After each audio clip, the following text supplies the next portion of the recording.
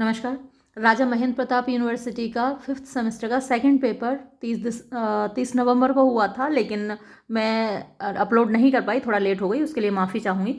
मेरे पास ये जो बुकलेट सीरीज़ है, डी सीरीज़ है। क्वेश्चंस जैसे कि फर्स्ट पेपर में थे 75 क्वेश्चंस और आपको उनमें से 65 करने हैं, ये इंस्ट्रक्शंस में दे रखा है। पहला क्वेश्चन इस सीरीज में, the novel Pride and prejudice ends with. तो जब उपन्यास प्राइड एंड प्रेजुडिस ख़त्म होता है तो ये जो चार ऑप्शंस हैं इनमें से सही ऑप्शन है डी, बिंगले मैरिज जेन और डार्सी मैरिज एलिजाबेथ। यानी बिंगले जेन से शादी करता है और डार्सी एलिजाबेथ से शादी करता है। सेकंड क्वेश्चन है, in mill on the Floss how does Philip Wakem first win Tom's respect. तो इस उपन्यास में फिलिप वेकन टॉम का सम्मान कैसे जीतता है? हिज सिंगिंग, यानी गाकर। फिर थर्ड क्वेश्चन देखिए, in the novel mill on the Floss name the feature that draws Philip to Maggie. यानी वो क्या खासियत है जो फिलिप को मैगी की ओर खींचती है मिल ऑन द फ्लोर्स में। तो ये उसकी आंखें हैं जो बड़ी अट्रैक्टिव हैं, हर आईज। सही ऑप्शन है ए। क्वेश्चन नंबर 4 देखिए, in mill on the Floss what is Stephen Guest relationship with Lucy Deane. तो जब ये नॉवल हम पढ़ते हैं वहाँ ये दोनों कोर्टिंग कर रहे हैं, दे आर कोर्टिंग। कुछ बच्चों ने कहीं दे आर मैरिड लगा रखा है, दे आर एंगेज लगा रखा है, लेकिन सही जवाब है दे आर कोर्टिंग। कोर्टिंग का मतलब वूइंग, एक दूसरे को शादी के लिए मना रहे हैं। फिर देखिए question number 5, in the novel mill on the Floss what is saint Ogg's profession. तो सेंट ऑक का प्रोफेशन क्या है? He is a miller. B सही ऑप्शन है। फिर क्वेश्चन नंबर 6 देखिए, which of the following is a distinguishing characteristic of Pauline Breedlove. तो ये जो कैरेक्टर है पॉलिन ब्रीडलव, ये द ब्लूएस्ट आई जो कि टोनी मॉरिसन का नॉवल है उसमें एक कैरेक्टर है, और उसमें पूछा गया है कि कौन सी उसकी डिस्टिंग्विशिंग कैरेक्टरिस्टिक यानी खासियत है। तो she has a bad foot, यानी पैर खराब है, लंगड़ाती है वो। तो ये बी सही जवाब है। क्वेश्चन नंबर 7 देखिए, in which year was the novel the bluest eye published. तो द ब्लूएस्ट आई 1970 में प्रकाशित हुआ था। सी सही जवाब है। 8th क्वेश्चन देखिए, in the novel to kill a mockingbird what is the verdict in Tom Robinson case. तो इस उपन्यास में टॉम रॉबिन्सन केस में वर्डिक्ट क्या होता है? वर्डिक्ट जो जजमेंट होता है, फैसला क्या होता है, जजमेंट क्या होता है? गिल्टी, उसको दोषी करार दिया जाता है। फिर question number 9, what is the main theme of the novel to kill a mockingbird. तो to kill a mockingbird का सही यानी मुख्य थीम क्या है, मुख्य विषय वस्तु क्या है? तो जो ऑप्शंस हैं उनमें से आप कह सकते हैं रिफॉर्मेशन ऑफ सोसाइटी, क्योंकि इस उपन्यास की विषय वस्तु है रेसल इनजस्टिस, यानी रेस के आधार पर जो अन्याय होता है वो इसकी विषय वस्तु है। तो आप सी ऑप्शन मार्क कर सकते हैं। नेक्स्ट क्वेश्चन देखिए, in which year was the old man and the sea published. तो old man and the sea 1952 में प्रकाशित हुआ था। सी सही जवाब है। What is the name of Santiago's disciple. तो सेंटियागो के डिसिपल यानी शिष्य, उसका चेला कौन है in the old man and the sea? तो मैनोलिन है। और जब मैंने मल्टीपल चॉइस क्वेश्चंस अपलोड किए थे तब आपको बताया था कि ये बहुत ख़ास है, क्वेश्चन बहुत इंपॉर्टेंट है, और जब मैं कहती हूँ कि इम्पॉर्टेंट है तो फिर वो इम्पॉर्टेंट है। फिर क्वेश्चन नंबर 12 देखिए, when the novella The old man and the Sea opens how long has it been since Santiago has caught a fish. तो जब उपन्यास ये खुलता है कितने दिन हो चुके हैं सेंटियागो को मछली पकड़े हुए? तो 84 दिन हो चुके हैं, 84 डेज सही जवाब है। नेक्स्ट क्वेश्चन देखिए, सुधा मूर्तिज नॉवल डॉलर बहू वॉज ओरिजिनली रिटन इन। तो डॉलर बहू ओरिजिनली किस भाषा में लिखा गया था? मूलतः कन्नड़ भाषा में लिखा गया था, क्योंकि सुधा मूर्ति कन्नड़ भाषा में भी लिखती हैं और इंग्लिश लैंग्वेज में भी लिखती हैं। फिर क्वेश्चन नंबर 14 देखिए, द नॉवल डॉलर बहू इज डिवाइडेड इनटू। तो डॉलर बहू 27 चैप्टर्स में, 27 चैप्टर्स में बटा हुआ है। ए सही जवाब है। फिर in far from the madding crowd how does Bathsheba come to learn that Troy has had an earlier lover। कि ट्रॉय का पहले से एक मतलब प्रेम संबंध है, ये कैसे पता चलता है बाथशेबा को? Through an anonymous letter. Anonymous वो होता है जिस पर किसी का नाम नहीं होता, तो एक बेनाम खत से उसको पता चलता है। नेक्स्ट क्वेश्चन देखिए, question number 16। In far from the madding crowd who helps Fanny Robin make it to cat. ये बिल्कुल कैस्टर ब्रिज होना चाहिए, तो ये सही जवाब यहाँ ट्रॉय होगा। फिर देखिए question number 17। What according to Gabriel Oak is Bathsheba's fault in the first chapter of far from the madding crowd. तो गैब्रियल ओक के अनुसार बाथशेबा की क्या कमी है पहले चैप्टर में इस उपन्यास के? वेनिटी है, उसके अंदर थोड़ा घमंड है। फिर क्वेश्चन नंबर 18 देखिए, a tale of two cities is तो a tale of two cities एक हिस्टोरिकल नॉवल है, ऐतिहासिक उपन्यास है। क्वेश्चन नंबर 19 देखिए, what does Aristotle say about plot. तो अरिस्टोटल प्लॉट के बारे में क्या कहता है? Plot is the soul of tragedy, यानी प्लॉट ट्रेजेडी की आत्मा है। और अरिस्टोटल ने ये बात कहाँ बोली है? अपनी बुक पोइटिक्स में।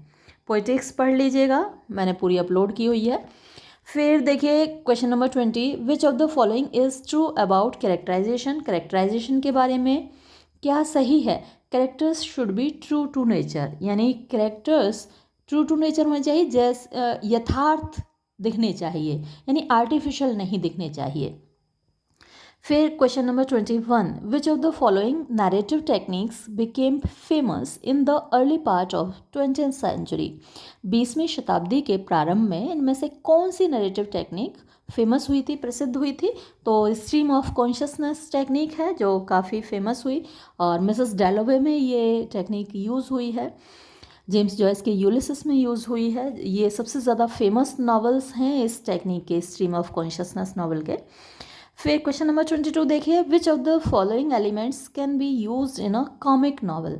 तो एक कॉमिक नॉवल में कौन से एलिमेंट्स यूज़ हो सकते हैं? इनमें से जो दे रखे हैं ऑप्शंस, उसमें से ह्यूमर एंड आयरनी सही ऑप्शन है बी।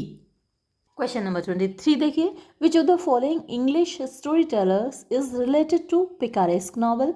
तो इसमें डैनियल डिफो है जो पिकारेस्क नॉवल से रिलेटेड है। पिकारेस्क नॉवल का जो हीरो होता है वो एक पिकारो यानी कि एक बदमाश होता है।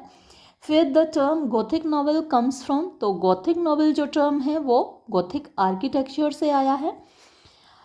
फिर देखिए 25th question, which of the following novelist is related to epistolary novel.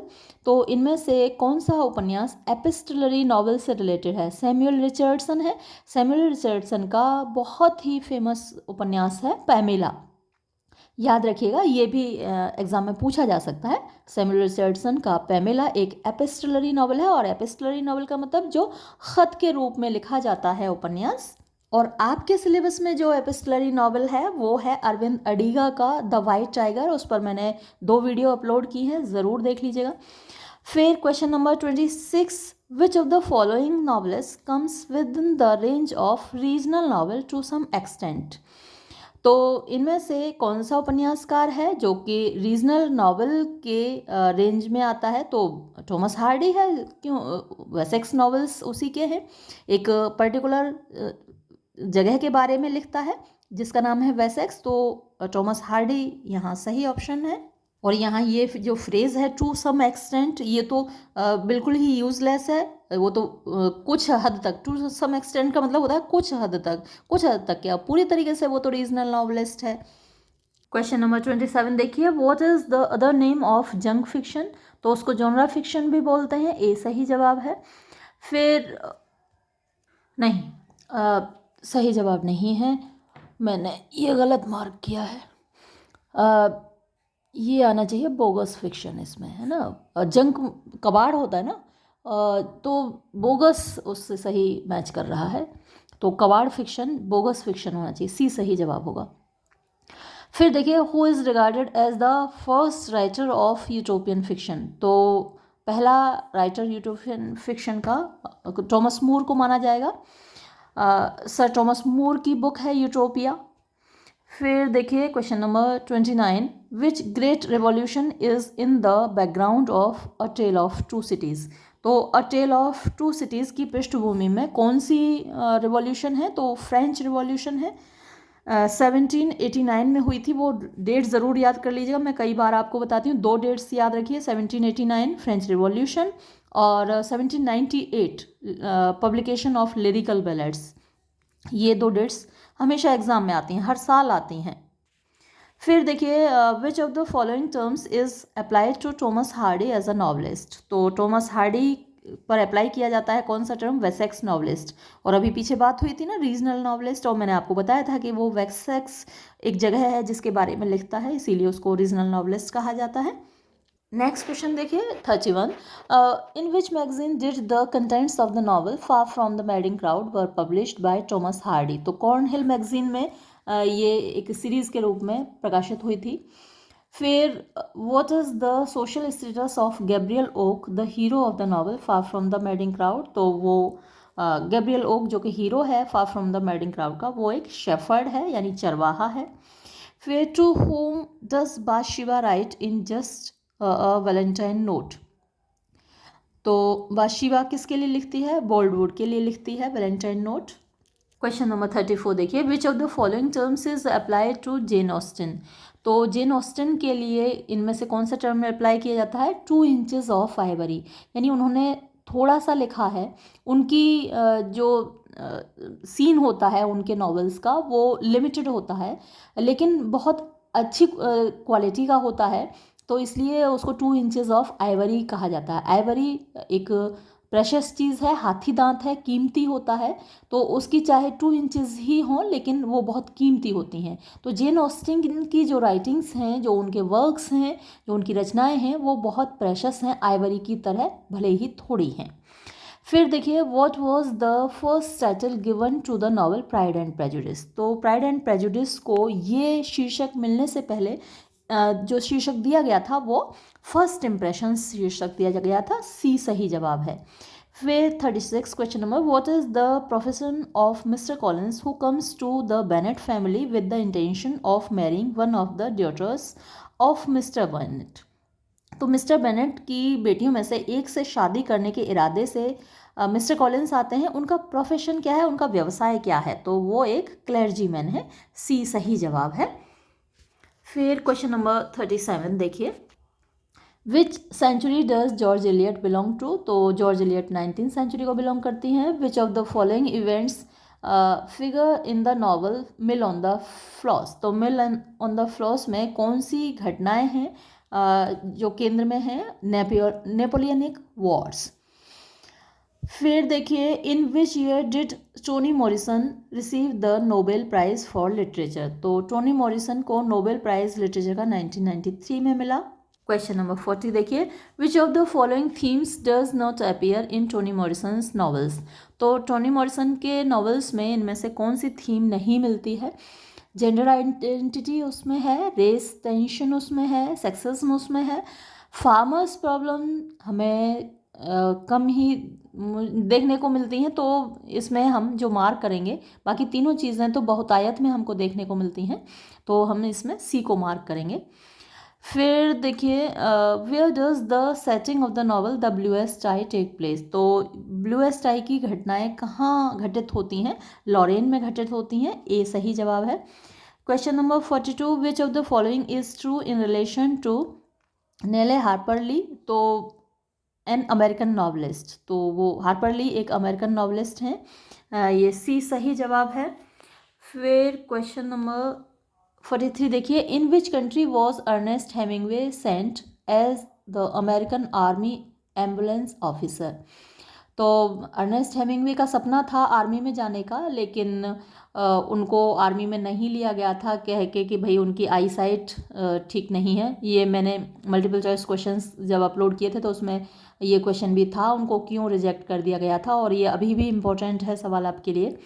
तो वो एक सैनिक के रूप में नहीं जा पाए थे, लेकिन वो एक जो मेडिकल टीम होती है उसके टीम मेंबर के रूप में वो गए थे इटली। फिर देखिए, who is regarded the first writer of science fiction. तो ये मैंने पहले भी आपको बताया था कि साइंस फिक्शन के पहले ऑथर के रूप में मैरी शेली को जाना जाता है। मैरी शेली का फ्रैंकेस्टीन एक गॉथिक नॉवल में काउंट कर लेते हैं लोग, लेकिन वास्तव में फ्रैंकेनस्टीन एक साइंस फिक्शन है, क्योंकि जो हीरो है उसका विक्टर, वो एक डॉक्टर है और वो एक डेड बॉडी को एक नया जीवन दे देता है, और वो डेड बॉडी फिर उसे बहुत परेशान करती है। बहुत अच्छा नावल है। तो ये साइंस फिक्शन में काउंट होता है, और मैरी शेली को पहला ऑथर कहा जाएगा साइंस फिक्शन का। फिर देखिए, to which type of novel the name of Agatha Christie is associated. तो अगाथा क्रिस्टी का नाम डिटेक्टिव नॉवल से संबंधित है, हमारा बी सही जवाब होगा। फिर देखिए, हु इज़ द प्रोटैगोनिस्ट, यानी मुख्य पात्र कौन है in the novel mill on the floors. तो मैगी टूलीवर है। फिर प्लॉट मीन्स, प्लॉट का क्या मतलब होता है? A structural development of the story, यानी जो कहानी की विषय वस्तु है उसका विकास, और a sequence of the events, घटनाओं का एक क्रम। तो दोनों ही चीज़ें हैं, घटनाक्रम और जो कहानी है, कहानी का घटनाक्रम मिला के, तो बोथ ए एंड बी सही जवाब है। फिर which can plot not be used, क्या? अच्छा, when can plot not be used. तो प्लॉट कहाँ प्रयोग नहीं किया जा सकता है? पोइट्री में प्रयोग किया जा सकता है, प्रोज में किया जा सकता है, एडवर्टाइजमेंट्स में भी किया जा सकता है, वहाँ भी एक कहानी सी कभी कभी बना देते हैं ना। तो टेक्निकल राइटिंग में प्लॉट यूज़ नहीं किया जाता है, तो यहाँ हम बी को ही मार्क करेंगे। फिर क्वेश्चन 49 देखिए, a type of character that changes and grows through out the novel. उपन्यास में जो कैरेक्टर चेंज होता है, विकसित होता है, तो उसको हम राउंड कैरेक्टर कहते हैं। डायनेमिक भी कह सकते हैं, लेकिन सही जवाब राउंड कैरेक्टर है। और फिर देखिए, what is the term for a structural device in a novel that hints at something that is going to happen later in the narrative. तो बाद में कुछ होने वाला है, उसकी हिंट पहले से दे दी जाती है, तो उसको फोर शेडोइंग कह लेते हैं। सी सही जवाब होगा, फोर शेडोइंग। फिर देखिए question number 51, which of the following best describes the element of plot structure known as rising action. तो राइजिंग एक्शन में ऑब्स्टिकल्स और कॉन्फ्लिक्ट होता है, झगड़ा होता है, संघर्ष होता है, बाधाएं आती हैं जो प्रोटैगनिस्ट है उसके मार्ग में। तो ये बी सही जवाब होगा यहाँ। क्वेश्चन नंबर 52 देखिए, द मेन थॉट और idea on which the novel is based is called. तो जो मुख्य विचारधारा होती है, जिस पर आधारित होता है एक उपन्यास, उसको हम थीम कहते हैं, विषय वस्तु कहते हैं। फिर 53 क्वेश्चन देखिए, द यूज़ ऑफ ऑब्जेक्ट्स और ideas that represent other abstract concepts. तो कुछ ऐसी चीज़ों का प्रयोग, कुछ ख्यालों का, आइडियाज़ का, विचारों का प्रयोग जो कि दूसरे एब्स्ट्रैक्ट माने अमूर्त, तो अमूर्त चीज़ों को जो रिप्रेजेंट करते हैं, उनका प्रतिनिधित्व करते हैं, वो सिम्बोलिज्म कहा जाता है, प्रतीक कहे जाते हैं। फिर who among the following is not a regional novelist. तो इनमें से कौन सा रीजनल नॉवलिस्ट नहीं है? तो यहाँ हम हेनरी फील्डिंग को मार्क करेंगे, वो पिकारेस्क नॉवलिस्ट हैं। फिर क्वेश्चन नंबर 55 देखिए, अ रीजनल नॉवल एम्फेसाइजेस। तो एक रीजनल नॉवल किस चीज़ पर जोर देता है? एम्फेसाइज माने जोर देना, तो पर्टिकुलर लोकेलिटी, यानी किसी एक ख़ास क्षेत्र पर जोर देता है। फिर question number 56, what is meant by Wessex. Wessex कितनी बार आ चुका, देखिए आप देख रहे हैं ना कितना इम्पोर्टेंट है आपके लिए वेसेक्स को जानना। तो सी है इसका सही जवाब, the region in which Hardy's novels are set. वो क्षेत्र जहाँ पर हार्डी के उपन्यासों का घटनाक्रम घटित होता है। फिर देखिए question number 57, who was the most popular writer of the domestic novel. तो डोमेस्टिक नॉवल, घरेलू उपन्यास का सबसे ज़्यादा पॉपुलर नॉवलिस्ट जेन ऑस्टन है ना। प्राइड एंड प्रेजुडिस आपने देखा ही, वहाँ पर शादी ब्याह यहीं तक सीमित हैं। किसी लड़की को वहाँ कोई कैरियर नहीं बनाना है, डॉक्टर नहीं बनना है, प्रोफेसर नहीं बनना है, इंजीनियर नहीं बनना है।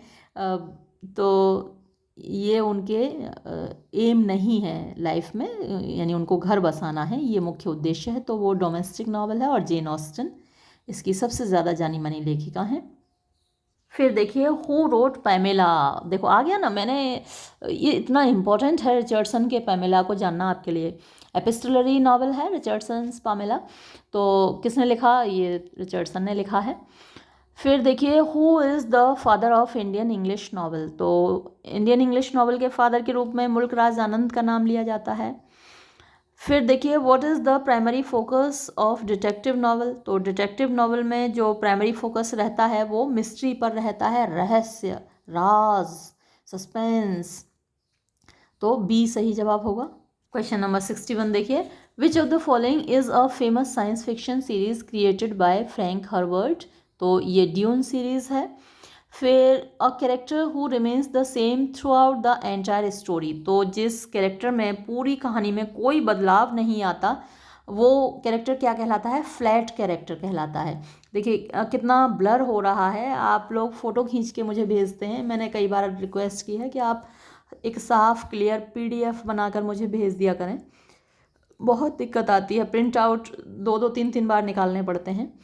फिर देखिए question number 63, what should be introduced in the exposition of a story, तो एक कहानी के एक्सपोजिशन में क्या चीज़ इंट्रोड्यूस की जाती है, किसका परिचय हमें मिलता है, कैरेक्टर्स और सेटिंग, यानी हमें पहले कैरेक्टर्स का परिचय मिलता है, कौन कौन कैरेक्टर हैं इसमें, पात्र कौन कौन है, और सेटिंग यानी ये घटनाएं कहाँ घटित हो रही हैं उस जगह का परिचय मिलता है, तो ए सही जवाब है।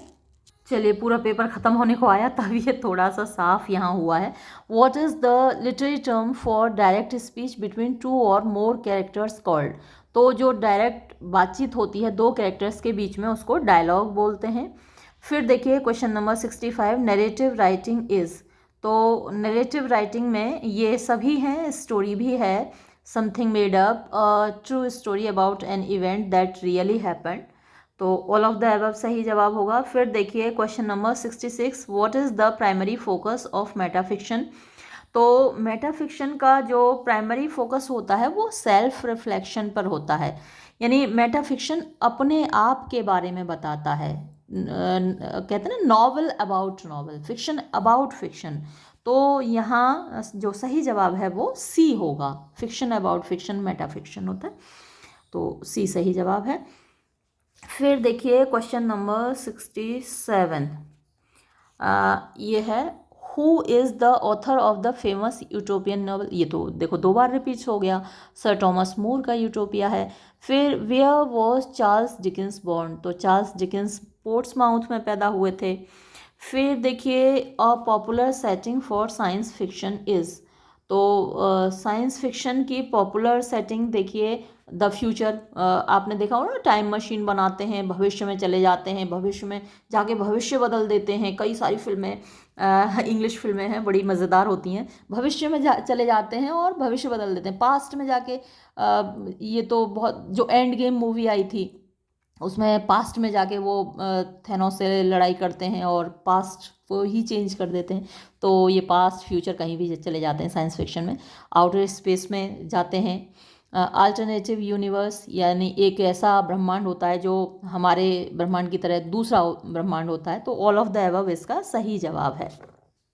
फिर क्वेश्चन नंबर 70 देखिए, which were the prominent features of Gothic fiction, तो गोथिक फिक्शन की खासियतें कौन सी थीं, terror, mystery, supernatural, ghost, haunted houses, तो मतलब डर, भय, रहस्य, और वो भूत प्रेत और ऐसे मकान जिसमें भूत रहते हैं, चुड़ैलें रहती हैं, कैसल्स, किले हैं पुराने, डार्कनेस, अंधेरा है, डेथ है, मौत है, ग्रेव्स, कब्रें हैं, हेरिडिटरी कर्सेस हैं, हेरिडिटरी मतलब पीढ़ी दर पीढ़ी चलती रहते हैं, ऐसे श्राप मिले हुए हैं, पूरे ख़ानदान को श्राप लगा हुआ है साहब, तो ऐसी जो चीज़ें हैं ये सब गोथिक फिक्शन में मिलती हैं, तो बोथ ए एंड बी सही जवाब है।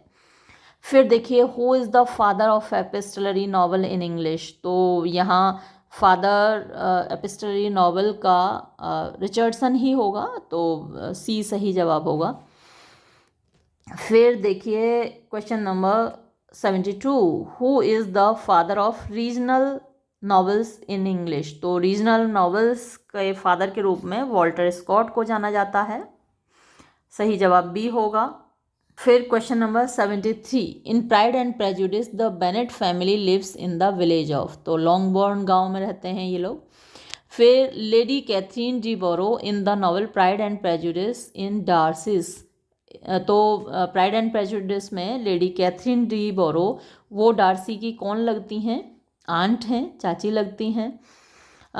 फिर देखिए Darcy's estate in the novel Pride and prejudice is called, तो डार्सी का जो एस्टेट है वो क्या कहा जाता है प्राइड एंड प्रेजुडिस में, पेम्बरले कहा जाता है। ये सही जवाब है बी।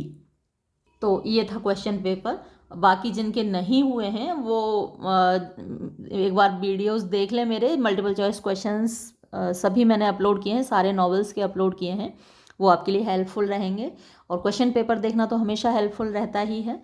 और आने वाले जिनके एग्ज़ाम आने वाले हैं उनके लिए ऑल द बेस्ट। ये वीडियो मैं यहीं समाप्त करूँगी। धन्यवाद।